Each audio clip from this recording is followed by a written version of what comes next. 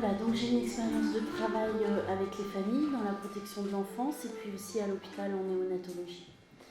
J'ai commencé à pratiquer l'ICV dans une NEX, donc un foyer de l'aide sociale à l'enfance, pendant plusieurs années. Depuis que je pratique l'ICV en libéral, avec les enfants et les adultes, je constate que j'ai de plus en plus de demandes, que j'ai beaucoup de demandes de grands-parents pour une thérapie individuelle. Alors ils ont entre 45 et 75 ans à peu près.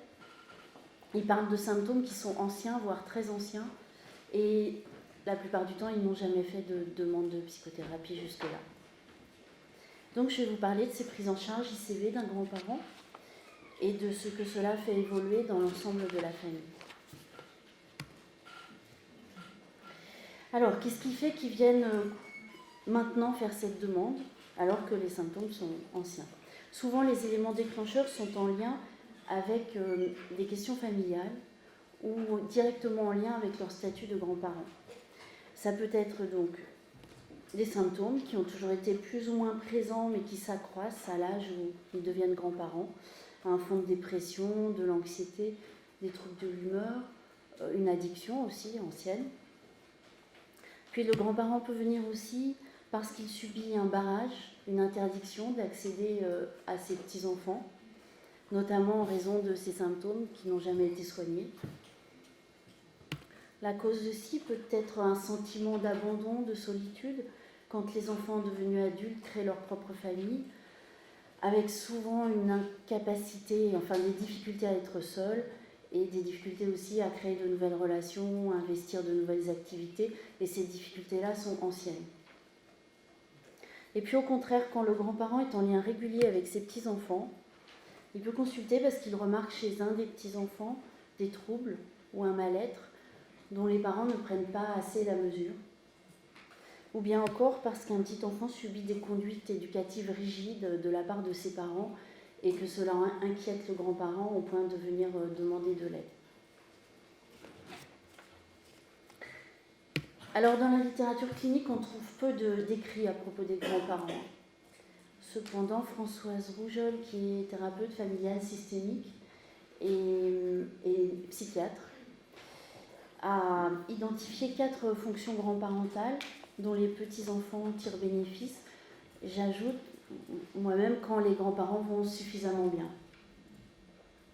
Elle parle Françoise Rougeol s'appuie sur ces fonctions grand-parentales dans ses thérapies familiales. Donc elle parle d'une fonction de recours. Le grand-parent fournit aux petits-enfants une écoute, du temps disponible, souvent une aide pour leur garde. Et ils peuvent constituer un repère, un havre de paix quand les parents, par exemple, se séparent. Une fonction d'ouverture, les grands-parents sont 4, avec 2 lignées distinctes, des représentations différentes, des habitudes, des modes de vie, des valeurs différentes. Tout cela donne une ouverture aux petits-enfants. Et puis une fonction de médiation. À l'adolescence, il arrive que des grands-parents recueillent un petit-fils ou une petite-fille ado quand les relations avec les parents sont trop tendues. Et une fonction de transmission. Les grands-parents sont les détenteurs de l'histoire de la famille, en particulier de la jeunesse des parents. Ils peuvent raconter des anecdotes sur les uns, sur les autres, et quelque chose du mythe de la famille et de ses valeurs. Alors on quitte là l'article de Françoise Rougeol, et on peut remarquer dans le travail clinique que lorsqu'un grand-parent va mal depuis longtemps avec des traumas non résolus, ce sont l'ensemble de ces fonctions de régulation, de soutien qui sont affectées, voire totalement empêchées. Les traumas non résolus affectent particulièrement la fonction de transmission. Dans toutes ces situations, le grand-parent présente en début de thérapie une insécurité interne importante, couplée quelquefois à un manque de régulation des émotions, en lien avec ses traumas précoces. Avant la thérapie, la relation au petit enfant est investie par le grand-parent sur un mode de réparation, de compensation de sa propre enfance, ce type d'investissement a lieu souvent dès l'annonce de la grossesse par la deuxième génération. Alors, ces tentatives de réparation de son propre moi bébé ont déjà eu lieu de la part du grand-parent dans la relation à ses propres enfants. Et d'ailleurs, dans le travail clinique, ils peuvent en dire quelque chose. Hein. Quand on établit la ligne du temps et qu'on passe sur les accouchements, puis les premiers mois des bébés, les grands-parents peuvent dire des choses. Bon, voilà, j'ai pas le temps, mais éventuellement lors des questions. Mais comme bien sûr ces tentatives n'ont pas abouti, le moi bébé du grand-parent est resté avec ses insécurités, ses traumas. Alors ces mouvements reviennent à la naissance de la troisième génération avec peut-être plus d'intensité encore. D'une part, le grand-parent a plus de temps disponible, donc il s'imagine pouvoir être en relation constante avec ce bébé.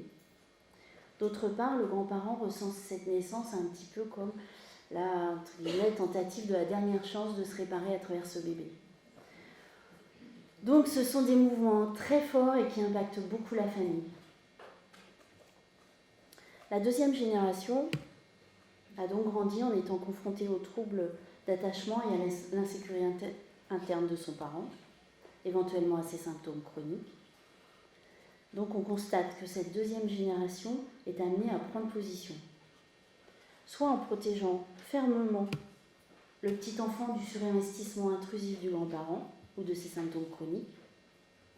Elle fait barrage pour cela.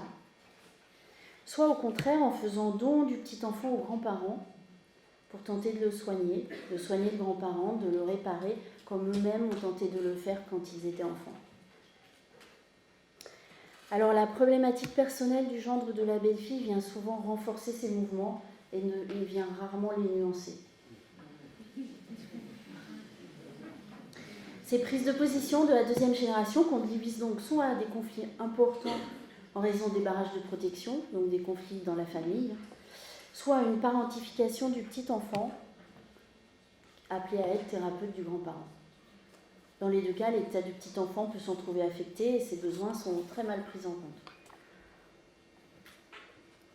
Lorsqu'en ICV, on travaille à accroître la sécurité d'attachement du grand-parent en travaillant sur les états précoces du moi, alors les velléités du grand-parent d'utiliser le petit enfant pour réparer son propre moi bébé s'atténuent.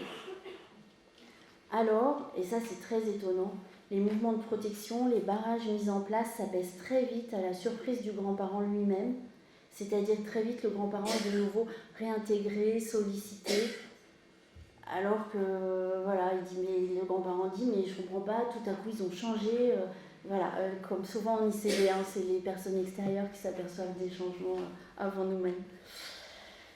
Et puis quand il y avait des phénomènes de parentification délétères pour l'enfant, c'est souvent le grand-parent qui fait peu à peu cesser cela de sa propre initiative, d'une part parce que sa meilleure sécurité interne lui permet d'avoir plus de capacité à investir l'extérieur, de nouvelles activités, de nouvelles relations, et puis de meilleures capacités à être seul aussi.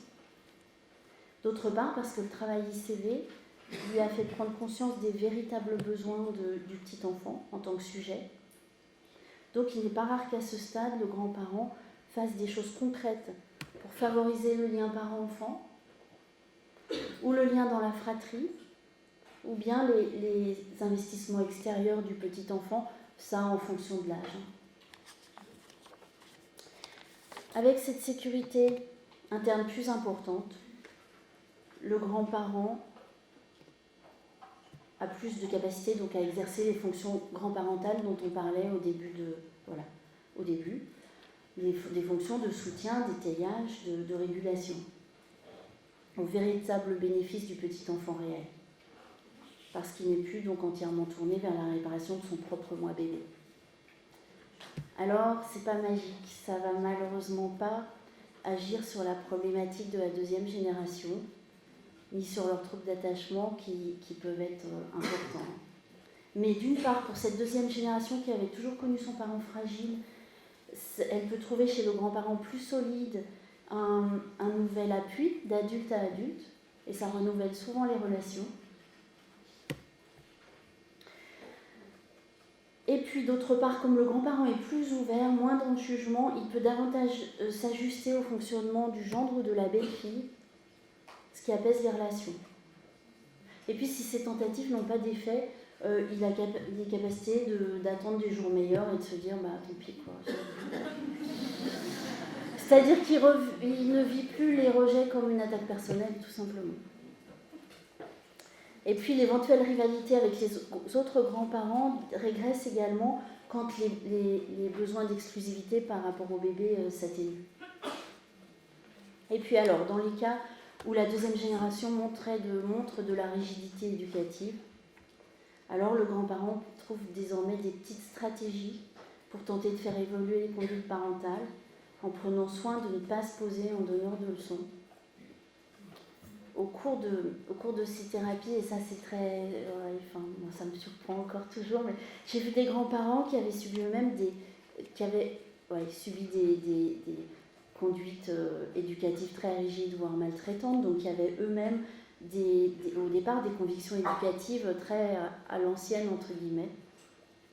Donc je les ai vus devenir naturellement, sans lire de bouquins, sans assister à des conférences, vraiment des défenseurs concrets au quotidien de l'éducation positive, de la parentalité positive, juste par le travail ICV, qui produit vraiment une conscience interne, une intégration des besoins du bébé et de l'enfant.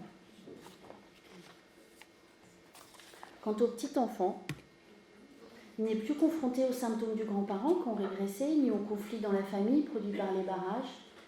D'autre part, il tire bénéfice des fonctions grand-parentales, des teillages qui sont mieux exercés. Donc, certaines défenses peuvent s'apaiser, son état peut s'améliorer un petit peu. Alors, il faut souligner, mais reste bien sûr les troubles de ses parents ou les insécurités de ses propres parents. Alors, il faut souligner qu'il s'agit là d'un travail de fond qui se situe dans la durée. Les situations cliniques de l'ouvrage sont décrites au bout de 2 années de thérapie et elles se poursuivent toujours actuellement, avec des effets toujours de plus en plus larges au niveau individuel et familial. Restent donc les troubles d'attachement de la deuxième génération, mais il n'est pas rare qu'au vu des changements chez le grand-parent, des changements vraiment concrets, il n'est pas rare que la deuxième génération entreprenne à court ou long terme un travail thérapeutique, ce qui est bien sûr alors idéal pour les petits-enfants. Voilà, je vous remercie.